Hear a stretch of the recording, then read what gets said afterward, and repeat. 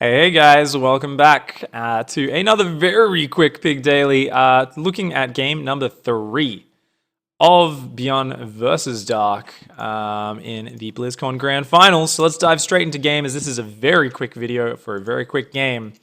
It's going to be here on Frozen Temple game. I'm sure a lot of you guys remember Reapers, Ravagers, Zerglings. We're going to see the clash of some a very aggressive opening from Byun. Actually misplaced his depot there.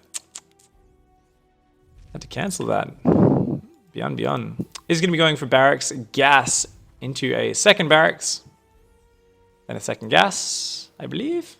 Second gas before third racks, right? Or am I don't know. I don't three racks super much. Okay, so he's going third racks into second gas. Cool. That's the way to do it. I haven't three racks Reaper in forever. Essentially, it's just a 3-rax Reaper. I'm going to attack you, but it's very safe with the low ground wall off. Talked about this yesterday and why that's important to stop Zergling run-bys. Dark on the other side, once again going 17 gas, 17 pool, 17 hatch. Very safe opening, or maybe it was 18 hatch, one or the other. And Byun's just going to come in here and constantly put on some crazy aggression with the Reapers, trying to do as much damage as he possibly can, trying to weaken those queens. And then let the Reapers regen a little bit. Needs to stay away from those queens. Ooh. There we go. Does find some nice little bits of damage there. And behind that, he's just expanding. And this is such a great build on this map because you've got this whole big area away from creep where you can jump up and down. This is sick, actually. Leaves one Reaper on the high ground to keep spotting while all the weakened Reapers jump down. Picks off a few extra Zerglings there. So let's take a look at how this game goes. And the reason, of course, this is so strong is, yeah, like I said, there's that whole region, but then you can also jump up there. You can jump up and down there. You can run around their whole base and usually get out. There's some really nice ways you can do that. Of course, Dark here with some nice SimCity to help kind of stop Reapers running around behind his mineral line and just playing very safe into Roaches. But at this point, we start to see that maybe it isn't just safety that's on Dark's mind. He's actually building more Overlords, still isn't droning. And he's actually just going to mass units and try to kill Byun. Fast forward.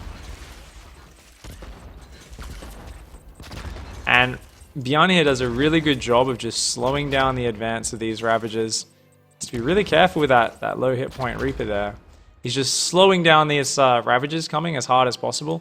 And he's already got a bunker down here.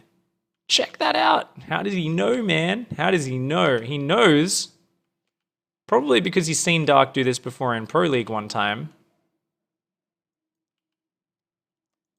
At this point, if we watch from Byun's camera, he's already pulling that SCV down. He's already decided at this point, nope, you're not trying to drone, you're not trying to defend the low ground. I think you're just going to, do a big all-in counterattack potentially. And he's already got that bunker placed out front, knowing that a bunker behind the wall won't protect his important infrastructure against those Ravagers. And what's really nice here is, yes, he delays the Ravager push.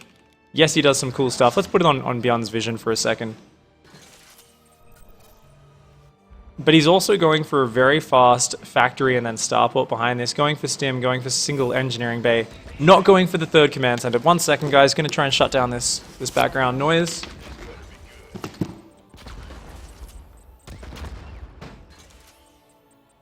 Upgrade.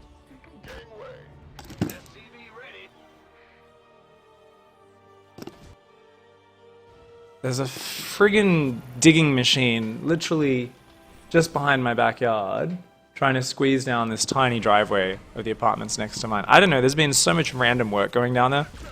The other day, there was these guys, and I think they were like clearing out an apartment. I don't know if they're renovating or knocking down or what, but basically their idea of doing this was to throw shit off the balcony into the back of their truck. And they were like throwing like panes of glass from like 2 stories up, actually three stories up, and it's just like shattering in the back of the truck. And they were doing this for like 5 hours straight.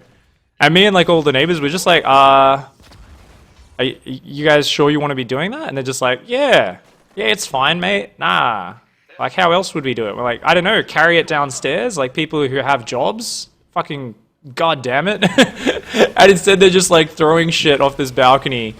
I don't know. It was ridiculous and it's really annoying. So anyway, that's some Australian professional construction people. Anyways, not that there's anything wrong with construction, but there's a lot of lazy friggin' people out there who are being very noisy right now and ruining my stream. So anyway, basically you can see here Byun buys a shitload of time with the Reapers, and then Stim's done, and he's like, oh, get wrecked, Ravagers. Get wrecked. This is the high-level analysis part, where I really look at the detailed things, which you guys, you know, definitely can't grasp with your pleb knowledge of StarCraft. Obviously, I'm joking. He just shuts that down. What the hell just happened? And then Dark taps out because he's dead. Zerglings get in, get wrecked. It's over. Okay. So let's try and look at a couple details in this game. First of all, Byun's...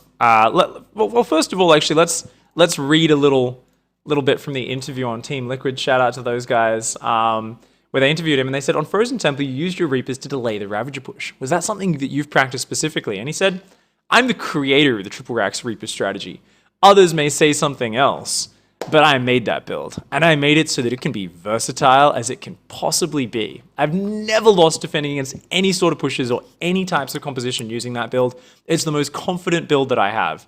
I never really thought I was going to lose. But you know, Dark's Dark. He's the other guy who made it to the Blizzcon Finals. He had a lot more units than anyone else that I've met, but luckily my stim pack was done. It was mostly down to the build that I created though.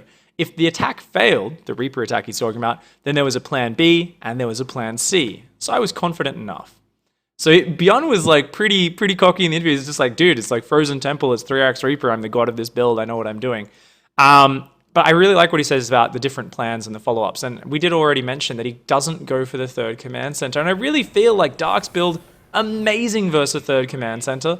But if they're not going for a third CC, and they do just kind of go straight for factory and starport and get the add-ons down and start pumping out stim and all that sort of stuff, I do feel like it's very difficult. Notice Dark had great vision with his Overlord, so he definitely knew the follow-up. But he might have already just been committing to this 100%, because I mean, it feels a bit odd, right? I had this moment when I was watching this game, and the moment I saw the 3 racks go down for Byun, I was rooting for Dark slightly more than I was rooting for Byun. I love both of these guys, but Dark especially just looked so godlike in the rest of the tournament. I was like, I think it's time we have a new macro God of Zerg. And I looked at this and I was like, you know what? I really hope Dark doesn't do that shitty Ravager-ling all-in, which he did in Pro League, and it got shut down and it looked stupid on this map because the Reapers always can hold the choke point and delay it. And then there's just too many units out because there's 3 barracks production, and Ravagers and Lings aren't that good in a straight up fight. They're only good if they can like surprise and swarm around the opponent. And then this is exactly what happened in this game. And it's very easy to look at that and have that moment where you're like, well, I told you so, I know so much about StarCraft. But you got to remember that Dark probably won every single game in practice with this build. Like, he probably just wins so many games, but there's just something about...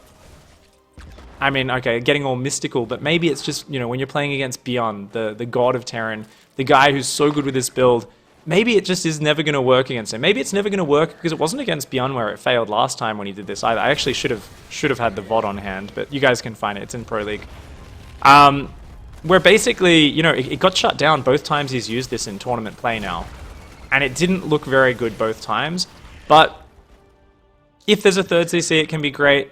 What about if he hits earlier? Can he make this work? How does this build work for Dark in practice? Why is he confident with it? Well, I think it all comes down to that stim, really. If stim isn't done right here, how does Byun get through these choke points? They can just be corrosive bile, corrosive bile, corrosive bile, corrosive bile. He can never actually get on top of the Ravagers. And think about the way this army works. The Zerglings wrap around units if they come in the open. It really is just mass Zerglings after your initial 9 Ravagers. So with this build, from this very early point, all he's doing is making Ravagers off these early roaches. What is it? Like 5 roaches, 4 Ravagers. Here's a super key moment where he loses a Ravager for nothing. That's massive. He's already been delayed. Now he lost a Ravager, but from here it's pure Zergling. So the idea is your Ravagers have the range advantage. Your opponent will never have tanks out in time. If you've got the range advantage, your opponent can't really take a proper concave or take a straight up engagement because you're simply able to zone him out. However, if Stimpack finishes, you are dead. And this is something where even though Byun, built up to 9, built up to 10 Reapers, he still had Stim finished so quickly. He went straight for Tech Lab when he stopped that Marine production, started up Stim. And the moment that's done, the Corrosive Bile doesn't matter because the Bio can just stem right on top of your army and it's just going to be raw firepower versus raw firepower. A battle where Ravagers are almost worthless in terms of raw firepower and hit points. They just don't do a lot. These Reapers constantly staying alive as well. With their usage of Reaper bombs to just zone these units out though and stop them from closing in, it kind of gave Byun back some of that range advantage. He wasn't quite able to go toe-to-toe with the Ravagers with the Reapers, but he was able to force them back over and over again with these Reaper bombs. He was constantly able to bounce them around. And I feel like Byun here, simply through raw strength of Reaper micro, was able to equalize the playing field, which in practice, Dark probably feels like with good micro, his Ravagers will always win these engagements. But against Byun here, it just didn't work out that way.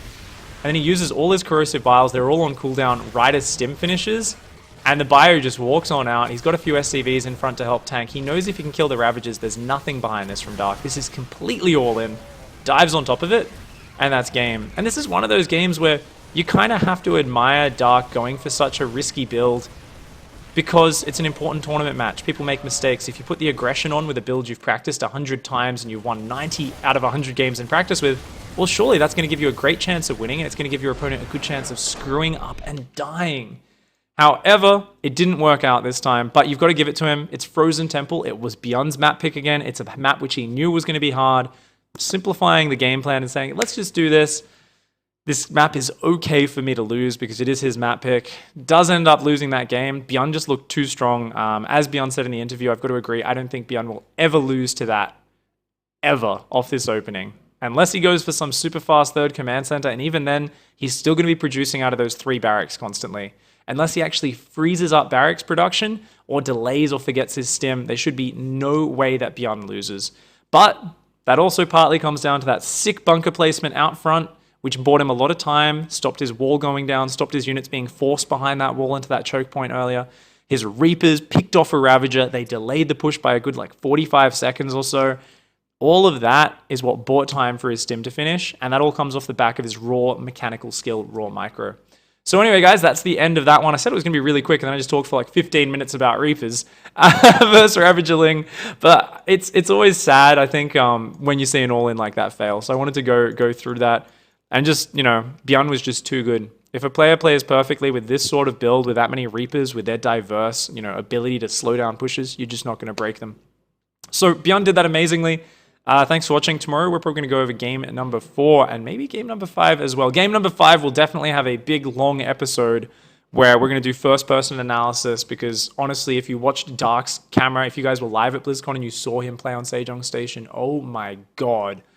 There is nothing like that. Even on Apotheosis, he actually played pretty incredibly as well after an early mistake. So we're going to go over the rest of the games in this series over the next day or two. I'll catch you guys later. Thank you so much for hanging out. Don't forget to hug a watermelon, kick a walrus, and of course, punch a watermelon to the moon. Catch you guys next time. Goodbye and good night.